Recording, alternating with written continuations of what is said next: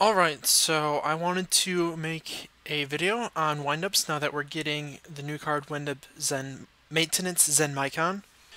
But I can't bring you guys a deck profile because I haven't made the deck yet. And the specific reason for that is because they haven't updated the list, and it makes it actually just impossible to make a wind-up deck preparing for the summer. You could make one for the format as soon as the pack comes out, but if they come out with a new list the week after that, then that was entirely a huge waste of time, because the combos that you need to do with the deck change massively depending on which cards are allowed to be played in the deck. So, on a potential ban list update, we could get one carrier back, we could get the third magician. If they're really crazy, they could give us all three carriers. And if we get any carriers at all, Hunter is most likely getting banned. So these are all three cards that a week from now could be at a different position than when they are now. And it could end up where they're all the same forever, and Konami just ignores the deck. And the entire build of the deck changes massively just by allowing either one more magician or one more carrier. Either of those changes makes the deck massively different in terms of even just the cards that you would play in the deck.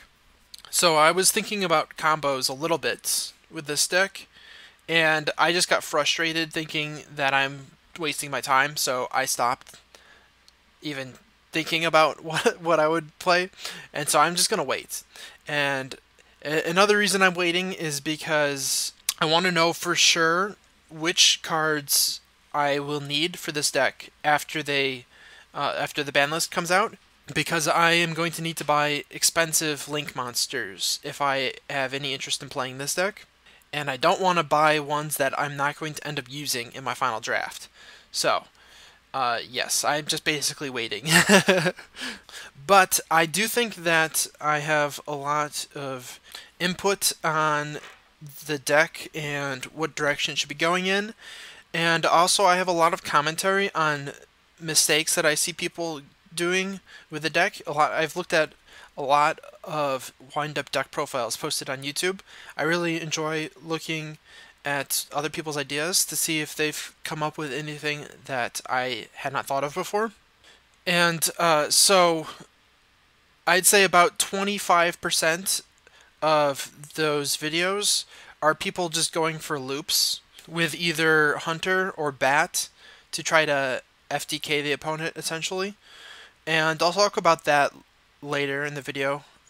But the majority of them, about 70%, are people who just don't understand the deck and are playing really bad builds. And so that's the part I want to address now. So if you're somebody new to the deck, or somebody who doesn't really know the deck too well, I think this might be helpful for you. And hopefully this will be interesting for more experienced wind-up players as well. So first up, the extra deck. How much space are you going to commit to links, and how much space are you going to commit to Exceeds? This is the biggest issue I see with a lot of people's decks, is they're just approaching this entirely wrong, and it sets up the deck for failure if you mess this up. So traditionally, windups were an Exceed spam deck. So what I see a lot of people doing is they'll play just like around 3 or 4 link monsters and fill up the entire rest with rank 3 through 5 Exceed monsters. And this doesn't really make any sense. That kind of extra deck is for decks that primarily just make like one Exceed monster and then don't go into the extra deck for the entire rest of the turn. Because if you make one Exceed before you make a link, then you're done. Their only option really is to make a link that, say, Zenmaicon with 2 arrows pointing down, and then just make 2 Exceeds, and then just have that be your turn. But that's really underwhelming, especially with how much stronger a lot of the link monsters are compared to the Exceed monsters. And links are just such a natural fit for windups. They're actually exactly what the deck really needed to help give it a power boost. Before, the deck would struggle with running out of board space, where you'd have too many monsters for the amount of space, and you could only make 4 Exceeds tops. And you would have enough monsters that you could summon to make like 8 Exceeds potentially if you had just had more board space. And additionally, you would end up with things like Papilloperative and Invoker, which just sit on the board as vanillas after you use their effect in your combo.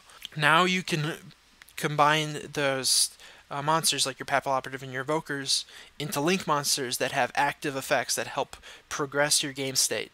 At the same time, clearing up board space, you can just summon more monsters and keep going with your plays. So I think it makes much more sense to have about 2/3 of your extra deck be links, and 1/3 be Exceeds, and have the Exceeds only be the most critical ones and the most powerful ones that you either need for your combo, or ones that are just so good that you want them just to have them, basically. So taking a little bit closer look at a few of the options that we have. So these 4, I think, are your top Exceed choices that you can make a really strong argument for. So first of all, Carrier, if it's allowed, you're playing it. If it's allowed at 3, you're playing 3. The card is just really good, and it does a ton for the deck. If Carrier is not allowed, 100% you're playing Invoker. Don't even question it. Even if we do get 1 Carrier, I probably still will play the 1 Invoker because it does help extend your combo, and I think it's probably worth it even with 1 Carrier. Baguska is probably the most powerful Exceed currently. So what you want to be doing overall with this deck is you have 4 options really with this deck. So you want to OTK your opponent, you want to hand loop them to take all the cards out of their hand, you want to FTK them using a loop with Bat, or you want to make a board so powerful your opponent cannot break it. Those are really your only 4 options for winning with windups. And Baguska plays perfectly into that 4th option. You're going to end up with a board of mostly Link monsters and then Baguska. And your Link monsters are unaffected by Baguska, but Baguska is going to make it really hard for your opponent to try to get through that board without their monster effects. And then last up is Photon Papilloperative, which, whether or not you play this, depends on what your combo ends up being, but it's still very likely to be relevant to be able to switch a rat to attack mode after you summon it from your deck with Magician. So these are the 4 best Exceeds in my opinion. Moving on, we've got a few other potential options. So you might want to play 1 or 2 of these depending on how much space you have in your extra deck. And you could consider other ones too. These are just the ones I thought were most likely to be relevant. So first up, Levier. Levier is another card that could potentially be really good in a combo. If you're still playing Rabbit, you can banish a rat or a magician and summon it back with Levier. So that is something that is worth considering. Next up, we have Dweller. You probably want to side Dweller at the very least, depending on the format. It's still a very strong floodgate, essentially. And then the last 3, Tornado Dragon, Castel, and Volcasaurus, are all really strong removal options. And so yeah, in a standard deck that's not so focused on links, you probably would be playing all of these. But you have to pick and choose because we only get 15 spots to work with. Next up, we have the top pendulum choices.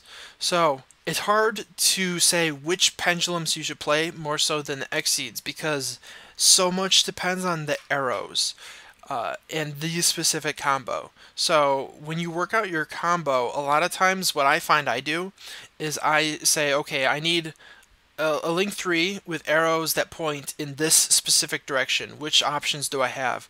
Okay, I have these 2. This one is better than the other one, so this is the one I'm playing. I don't think as much about the effects as I do the link number and the arrows, because that's so much more important when you're comboing and you're trying to go into the end game of your link monsters. So, but these are the 5 that I think are most likely to be included in an eventual build. And I'll go through each of them individually. So, Zenmaicon is obvious. You're going to be playing this in every single wind-up deck. It's probably only a one-of because it is a hard once per turn. If it wasn't, you would play 3. The first turn matters so much more than any other turn with this deck. so you probably can't afford to play a second one. This turns after your first turn don't really matter with this deck. You're just putting all your eggs in that one basket. Uh, as far as the effects of Zenmaicon, I do want to take a closer look at that later in this video. Next up, we have Trigate Wizard, which is arguably the best Link monster to end your board on. You have monsters like Baguska and Nightmare Griffin coming up in the next pack, which can stop monster effects, but there are less choices to stop magic and traps with Link monsters, and Trigate is probably the best option for that. Next up, we have Firewall Dragon. Firewall Dragon has a powerful effect, and it's really good for helping extend your Link plays. So it's very likely to be included, especially in the loop combos where it is absolutely 100% needed. Next up, we have Borreload, which most people consider to be the strongest general purpose Link at the moment, and Skull Dread, which the draw plus being able to special summon from the hand are both really useful in a combo deck. And if we do play a bunch of Garnets, which you probably will, being able to shuffle them into your deck with Skull Dread is very convenient. So that's it for the extra deck. Moving on to traps. So one thing that I've noticed is a lot of the players who aren't really familiar with the deck will end up playing about 10 traps in their deck. And a lot of times they're even weaker ones than Solemns. I just picked these out because these are the strongest traps, obviously, at the moment. Traps really are not a good choice in wind-ups. If you lose the die roll and have to go second, then they don't do anything. They're basically blank cards, and you're trying to use all the cards you can to get to your combo. And these cards don't help with that. Even when you're going first, again, they don't help with your combo. You have one less card to combo with. Maybe the deck ends up being strong enough that you don't need all 5 cards, and in that case you could consider them for going first. I would probably still side them in that situation, because having to go second with traps in your deck is debilitating. It's really hard to come back from drawing these when you're going second, because you have to try to break your opponent's board with one less card that you can use. So I think at most I would consider siding some of the Solemns and maybe some Floodgates for going first. I would consider something like Mind Crush probably in the side. But main deck, I think you should be running 0 traps in this deck. Even when you're going first, you don't need traps to have traps. So what I mean by that is you can combo, set up your unbreakable board, and then your monsters have effects that work as traps.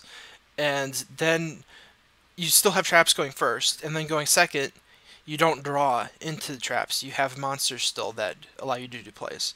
So yeah, traps overall are a lot weaker in current Yu-Gi-Oh. So yeah, they don't fit in this deck anymore, unfortunately. Next up, I wanted to look at a few potential engine choices. So once again, what ends up being the cards we play depends a lot on which card, what the ban list ends up being. I think some of the most obvious ones, though. So first of all, Brilliant Fusion and Predaplant Orphis Scorpio. There's really no reason not to run these. These work perfectly with what the deck is trying to do. Extra normal summons is really helpful to try to get all your monsters onto the board. And also, Scorpio puts 4 monsters on board for you to link with. Brilliant Fusion puts 2 monsters on board for you to link with. I think these are probably the most obvious. So Rescue Cat is adorable. Why wouldn't you play this card? Just look at it. Look how awesome this card is. Being serious though, the main problem with Rescue Cat is that it takes up your normal summon. If we have Carrier available, it becomes immediately a lot better because you can use it to make a rank 3, which is Carrier. Carrier brings out Magician, and then you have your combo. So it's a consideration in that situation, but you would probably want to play other beasts besides just Rat, because if you're not, then you have to use up 2 Rats to make that play, and you need at least 2 Rats in your deck for your combos. So there are a lot of problems with Rescue Cat, unfortunately. Summoner Monk is very weak to hand traps, which is something I'm going to discuss later. Hand traps in general versus this deck. And that's the main reason people don't like Monk, in my experience. But Monk is another copy of Magician, and Magician's really powerful for starting your plays. Though in general, getting to Magician isn't really an issue. The hardest part is getting to the Shark. Shark is the hardest card to get to, and it's the most important for your plays. And obviously there are a ton of other notable engine choices you can run. Just look at things that can help you put monsters on board, basically. That's what you want to be thinking about. So moving on, I wanted to look at the wind-up choices specifically that people play. So I notice a lot of the newer players don't know which wind-ups are good, which ones they should play, which ones they should not play. And it's actually just really easy once you know the deck a little bit more and what the deck is trying to do. So I wanted to walk through all of the good wind-ups essentially and talk about them a little bit. So these three, Magician, Shark, and Rat, are your key players. They help you make your plays. You're going to max out all of these. No matter what number they're at on the ban list, you play maximum number. If I could play 8 Sharks, I would play 8 Sharks. Though I wouldn't play that many Rats or Magicians, probably. I would probably Brick. The thing with Shark, though, is you can just summon it from your hand. But yeah, Shark triggers Magician, essentially. That's all it does, really. But you really need that to happen. And then Magician extends your combos, Rat extends your combos. That's essentially all these cards do. That's all you need to know about them. And your best play in the deck is Magician plus Shark. If you have that, you can do almost anything you want to do.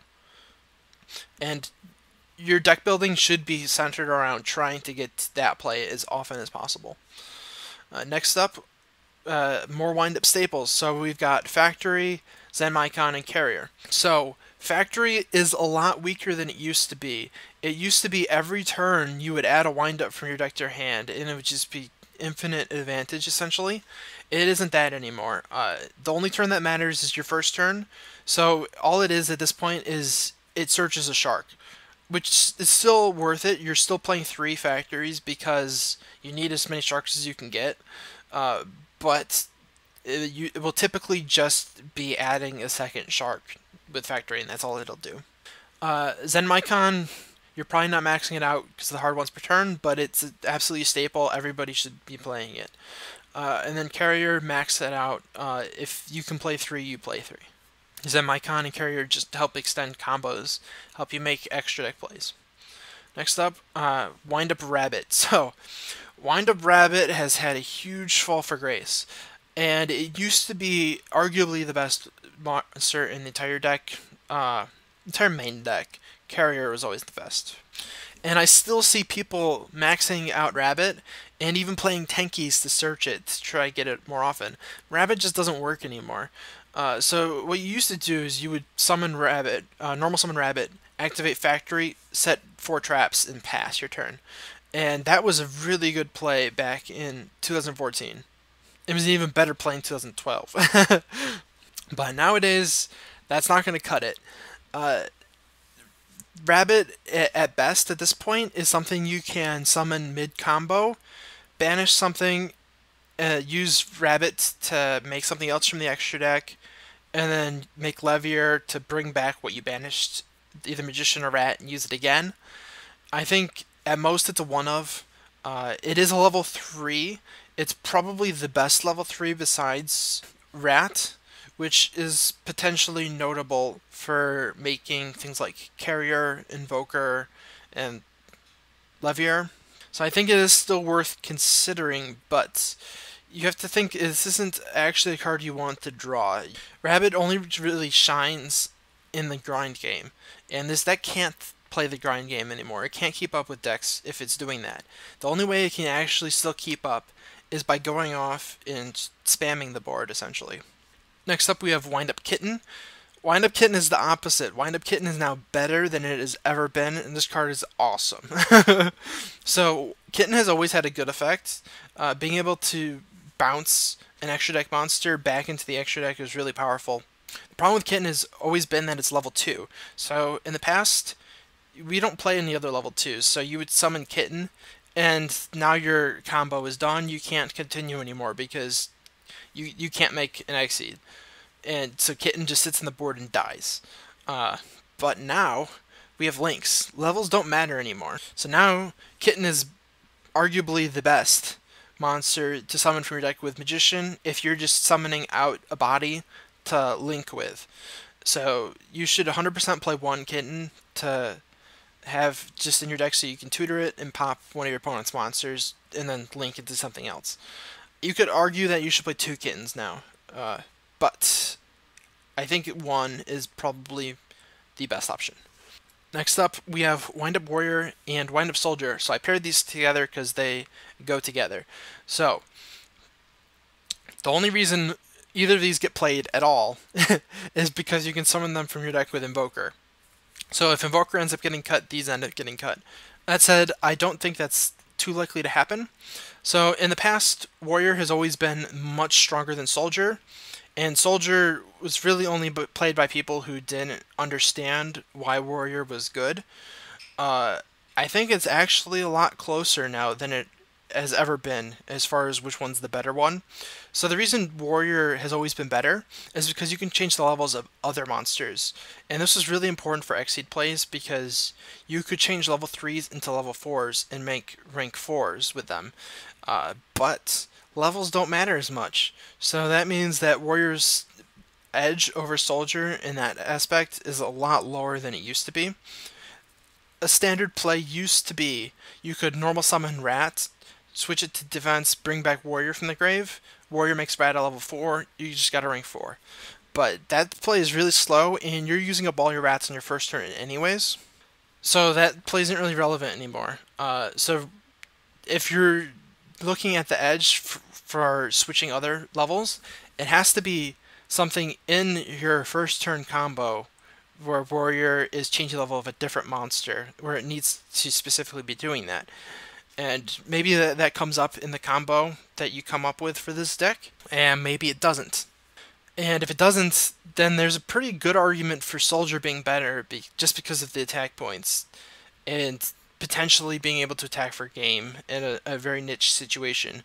At this point, more attack points is very, very niche, and also being able to switch other levels is also very, very niche.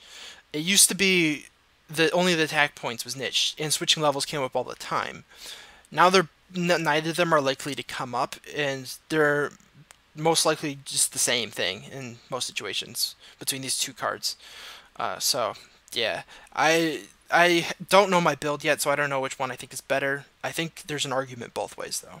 Moving on, so here we have Bat and Hunter, and I want to talk a little bit about this deck in loops, both FTK loops and hand loops.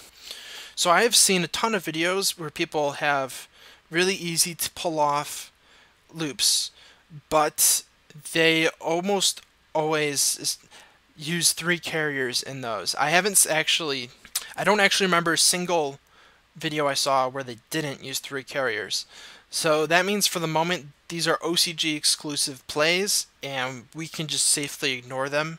However, if there is a loop that is legal in the TCG, it is probably worth playing. If you only have to main deck, say 1 Hunter, or even 3 cards in the Bat loops. In the Bat loops, they play 2 Bats and 1 Cannon Soldier. Because just defeating your opponent on your first turn without your opponent having a chance to play is obviously much more powerful than setting up an unbreakable board on turn 1, because unbreakable boards are not always actually unbreakable, unfortunately, for wind-ups. But probably fortunately for the overall health of the game.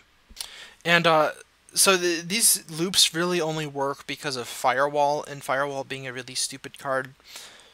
Even with 1 Firewall, the loops still work. I've seen them. It's pretty silly. So all of that said, though, neither of these cards is worth playing if you do not have a specific consistent loop. If you're not consistently going for that play on your first turn, when you open a basic combo like Magician Shark, then these are total waste of space. I see a ton of people where they don't have combo-based decks where they're trying to play the grind game and they play Wind-Up Hunter, and it is so dumb. It does not make any sense. It really, really frustrates me to see this because Hunter is not a good card. Hunter is only good when it's being abused by an infinite loop, and it's just there to take cards out of your opponent's hand in the process of the infinite loop. As basically as a way of cashing in on your infinite card advantage.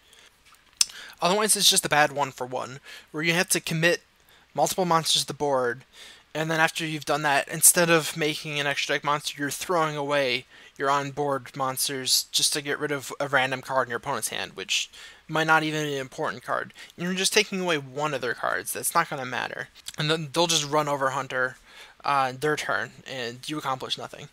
And Bat is even more obviously bad than Hunter if you're not talking about a loop play. Moving on, we've got the mediocre niche windups that I think are worth mentioning, at least, to take a look at them. So first up, Zenmaio's effect is still a strong effect if it was ever really relevant in the meta where people were setting a lot.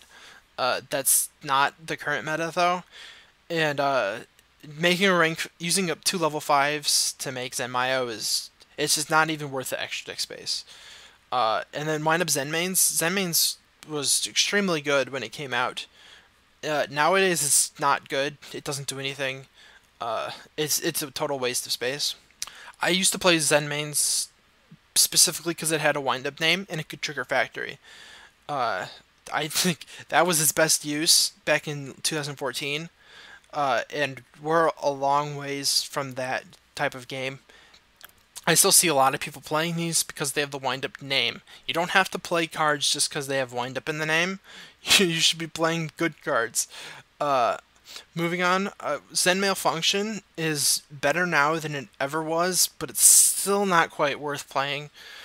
So the deck is so focused on spamming out your monsters to try to go into the extra deck as much as possible, and Zen Malfunction does get a free monster on board, which is nice, but I don't think Zen Malfunction is worth it when there's so much generic revival that just works better than it. Things that don't negate your effects and allow you to actually just use the effects. We have Monster Reborn, we have Soul Charge, we have even Monster Reborn is a better option than this. So I think Zen Malfunction is actually worth looking at, but in the end it doesn't make the cut. Last up, Wind-Up Knight is notable specifically just because it's a light monster. That's literally the only reason. So potentially, if you needed to have more bad windups in your deck to summon with Magician to make plays, cards like Warrior, Rabbit, Kitten, things that you don't want to actually draw, Garnets essentially, then Knight is an option because it doubles as a light for Brilliant Fusion. Obviously, the better lights are the Perform Mages, but if you need to play like a third light monster, you could maybe consider Knight. I think it's at least worth mentioning, but it's probably not worth playing. And that's it for the notable windups. If I haven't mentioned a windup card, then that means that card is trash. It's extremely bad, and you should never play it. I think I was pretty thorough. I wanted to make sure I didn't miss anything that had a potential niche usage in the deck, and just everything else is really bad. There's a lot of fluff in this archetype, and yeah, just because it's there doesn't mean you have to use it. So now I wanted to take a closer look at Wind-Up Maintenance Zenmaicon, the new card. So this card does a ton of great things for this deck. It has 3 effects, only 2 of them are relevant. So one of the effects only really works if we have Carrier, and even with Carrier it's a useless effect that's never going to happen. So we can just ignore the effect. So 2 relevant effects. One of them, you can banish one of your wind-up monsters face down, and then special summon another copy from your deck. So this effect is great. It could have been better though. The face down makes it so it doesn't work with Levier, which is really sad. And also the fact that you have to summon a copy of the same one means it can't start your plays off of bad hands. So potentially, if it could summon any of them, you could use it to switch a warrior into a magician, which would be awesome. But it doesn't do that. With the current effect, it's really only useful for switching a dead rat into a live rat in attack mode. You can use this to pull. So if you pull a rat in defense mode from your deck with magician, you can switch it to attack mode with this essentially. In theory, you could also use it to refresh a magician, but that's not really practical because we only have 2 magicians, and you're using both of them up immediately, essentially, because you're going to go magician, shark, magician, and then you don't have any other magicians in your deck. Otherwise, it would be good to pull a magician. And I think that's pretty much it. And this is actually, that effect is a huge reason why you're going to end up running through all of your rats on your first turn now. With the new cards, essentially. And then the other effect, which is even better, you get to, when it's summoned, you get to add any wind-up card from your deck to your hand, which includes Factory. So usually what you're going to do is you're going to search Factory, and then activate Factory, and then activate Zenmaicon's effect to banish to summon one from your deck. And that will trigger your Factory, which will add a shark from your deck to your hand. You're almost always going to want to do that, because your mid combo, you don't have normal summon anymore. So shark is the only monster that will be able to help you. And so both of those effects are really good for extending your combos. This is a great card. I kind of wish the arrows were a little bit better. So I think they were thinking that Zenmaicon is the starter card, and so they put the arrows down, but that's not always the case. A lot of times you're going to be summoning it mid combo, and the arrows will just be useless. And so you'll just summon it, use both of its effects, and then link it away for a link 4 or a link 3. The only real situation where you're going to be starting out with Zenmaicon is if Carrier is unbanned. You're going to start off by making Carrier, get its effect off, and then use Carrier plus another monster to make this. And the 2 arrows pointing down in that situation are very helpful, but we don't even have Carrier in the TCG currently, so that's not going to happen ever. So I would have preferred if they were actually just both sideways, but whatever. Also, the fact that it requires 2 wind-ups specifically makes it harder to start off with this, because a lot of times Papal Operative is going to be the first X-Seed you make, because you're going to go Magician, Shark, Magician, Rat. And then that you're going to use the 2 Magicians to make Papal Operative to switch the Rat into attack mode. So you're going to need to make a link with Papal Operative, which means you're going to have to make Underclock instead of this. So not perfect, but it's very helpful. And I think actually windups were poised to make a comeback even without this, if they just gave us carriers, because links do so much to help the deck. But this is just icing on the cake, and it really is a huge boost. And it also gives the TCG incentive to finally unban Carrier, because it'll promote sales of the pack, at least in theory. And the TCG seems to want to just pretend like windups never happened. So hopefully this will convince them to give us carriers. So I wanted to wrap up this video just by discussing, I think, the overall power level of the deck and the overall issues that it has moving forward. So I think overall the ceiling is very high.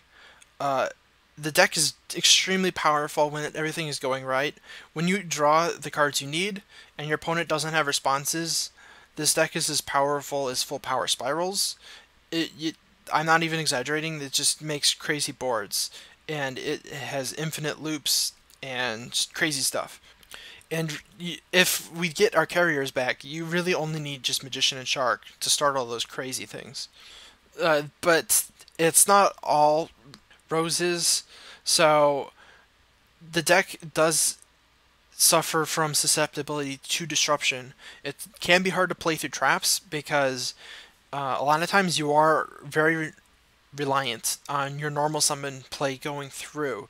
You don't have very many ways of making plays besides normal summoning Magician, or even normal summoning Monk to get Magician, or something like that. And the deck is weak to almost all hand traps that are commonly played. Hand traps are a huge issue for the deck, and you should probably be main decking answers to those hand traps. So the fact that Called by the Grave is in the same set as Zenmaicon is actually pretty convenient for us. And so going first is actually really important for this deck because your opponent won't have the chance to set traps, and they'll only potentially have hand traps to stop you. So that's why even though the deck can OTK like crazy, it's more important to try to think about going first to set up a really strong board, because it's harder for your opponent to disrupt. And then the other main issue, besides being weak to disruption, is that the engine burns through all of its steam on your first turn, and then you have no sustain at all. So with the best combos, you're going to end up going through both of your magicians, all three of your rats. You're going to go through your only carrier, assuming that you have one, and you're going to go through about 10 plus of your extra deck cards on your first turn. And you're probably going to have one shark left unless you drew all of them. If you drew all of them, you're going to use all of them on your first turn, but you probably have one left in your deck. And you won't have any other strong cards besides that, really. So if a loop is not viable, then if your opponent breaks your board, then you're going to lose.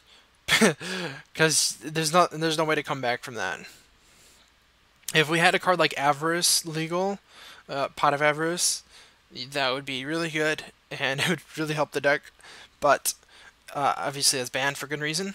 So, I mean, you can maybe use a niche card like Jar of Avarice, but that seems really sketchy.